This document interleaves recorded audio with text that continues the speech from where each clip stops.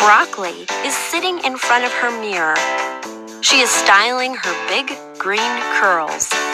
She fluffs and sprays and curls, but she can't seem to cheer herself up today. "What's wrong, Miss Broccoli? Your hair is beautiful," says Miss Eggplant as Miss Broccoli is looking into a shiny spoon. "But it doesn't matter how lovely I look. I will never make children like me," Miss Broccoli says. "What do you mean?" asks Mr. Onion. "You go well with some fried rice." "And pasta, too," adds Miss Carrot. "You even go well with pizza," says Mr. Potato with a wink. "Kids love you." "You're right, my friends.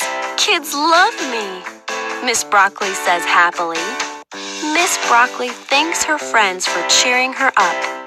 Well, that's what friends are for.